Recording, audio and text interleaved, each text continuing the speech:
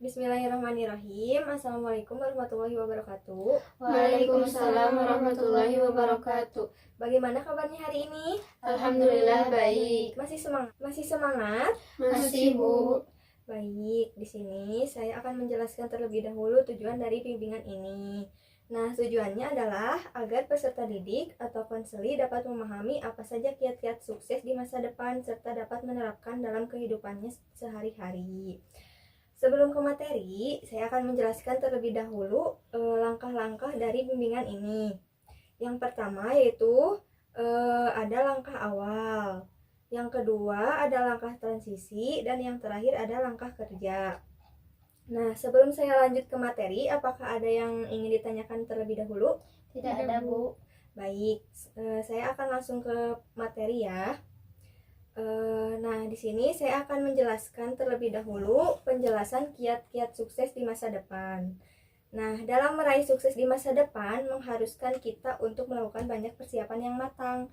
Kita harus banyak membaca buku-buku pengetahuan untuk menambah banyak wawasan. Bagaimana kita harus bersikap menambah keahlian atau keterampilan-keterampilan dalam hidup apa saja untuk mengikuti perkembangan zaman dan lain sebagainya. Untuk menjadi orang yang sukses di kemudian hari memang tidaklah gampang. Kadang kita berpikir demikian karena kebanyakan dari kita melihat kesuksesan yang telah dicapai oleh orang lain. Maka kita pun berpikir seperti ini, mengapa dia bisa tapi saya tidak bisa, gitu ya.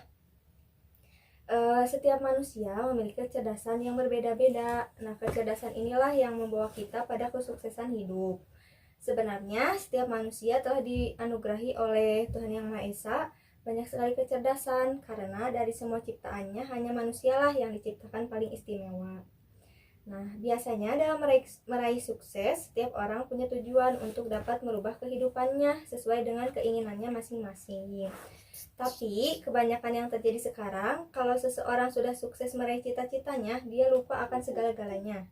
Nah, dia melupakan Tuhan yang menjadikan sukses sehingga dia terjerumus ke dalam hal-hal yang tidak dikehendakinya.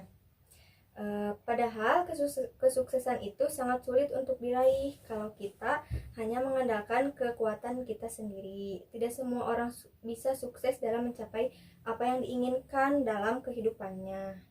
Buktinya sekarang ini masih banyak orang-orang bernasib buruk yang mengharapkan Dewi Fortuna segera datang ke dalam kehidupannya, namun tak kunjung-kunjung datang juga. Nah, kita sering berhayal yang bukan-bukan dalam hidup kita, misalnya ingin menjadi wanita karir, ingin menjadi orang yang baik, ingin punya keluarga yang bahagia, ingin punya nilai dan tinggi dalam sekolah atau perkuliahan, ingin mendapat gelar yang tinggi. Memiliki keinginan dan cita-cita yang tinggi itu tidak apa-apa, tetapi harus disertai dengan tindakan. Dan sebaiknya dari semua keinginan yang kita pikirkan, lihatlah hal yang realitas bisa kita capai. Nah, karena kalau impian kita terlalu banyak, sedangkan kita tidak pernah berusaha untuk memenuhi impian tersebut, itu sama saja dengan kita hanya berjalan di tempat. Dalam meraih sukses di masa depan itu sangat ditentukan oleh berbagai faktor. Nah, faktor-faktor tersebut biasanya menyangkut tentang pendidikan, kecerdasan, kemampuan yang dimiliki oleh orang tersebut untuk selalu dikembangkan. Untuk materi yang selanjutnya yaitu ada faktor kiat-kiat sukses di masa depan.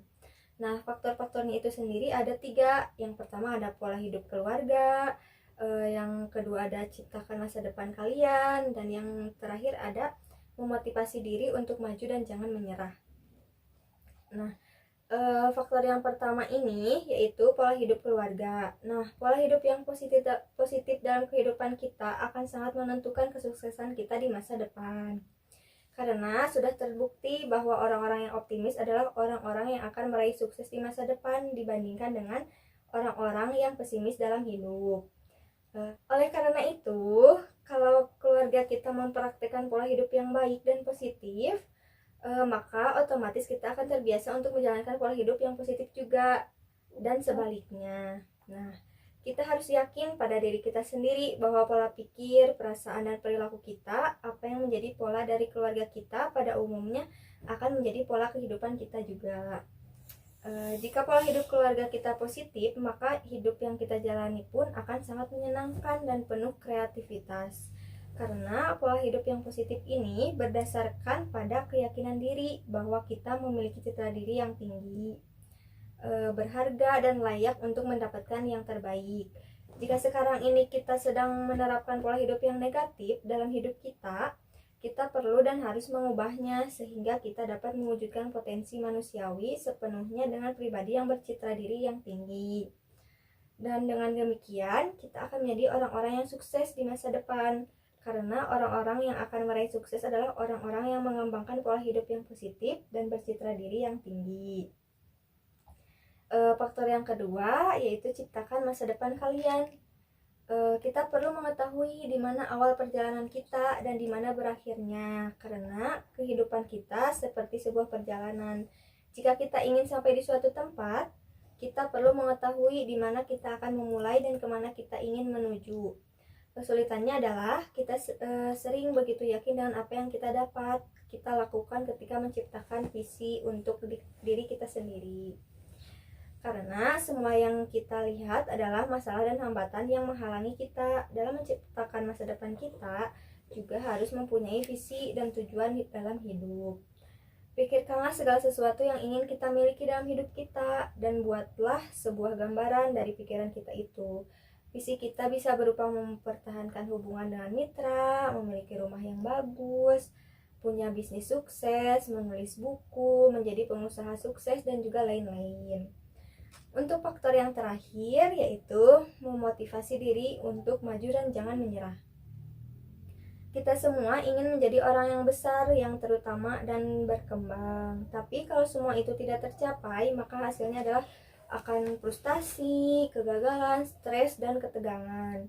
Nah, dalam melakukan segala sesuatu, kita sangat membutuhkan kesabaran hati. Kita tidak bisa meraih apa saja yang kita inginkan secepat yang kita pikirkan. Semua itu butuh waktu serta didukung oleh usaha dan kerja keras kita untuk mencapainya. Nah, kebanyakan kita sangat menginginkan untuk memiliki kesehatan yang prima, karir yang memuaskan, keluarga yang erat dan utuh, dan keuangan yang stabil. Oleh karena itu, kita harus memiliki keseimbangan dan cita-cita dalam hidup ini. Keseimbangan ini menyangkut kemapanan dan kesejahteraan fisik, emosi, pergaulan atau hubungan baik, karir atau keuangan, dan kehidupan spiritual. Apakah kalian mengerti apa yang sudah Ibu jelaskan? Mengerti, Bu. Baik, semoga kalian setelah melakukan bimbingan ini dapat menerapkannya dalam kehidupan sehari-hari kalian ya, supaya kalian bisa meraih kesuksesan di masa depan. Sebelum Ibu tutup bimbingan pada hari ini, Ibu ucapkan banyak-banyak terima kasih kepada kalian karena telah bersedia hadir. Baik, sekian dari saya. Wassalamualaikum warahmatullahi wabarakatuh. Waalaikumsalam warahmatullahi wabarakatuh.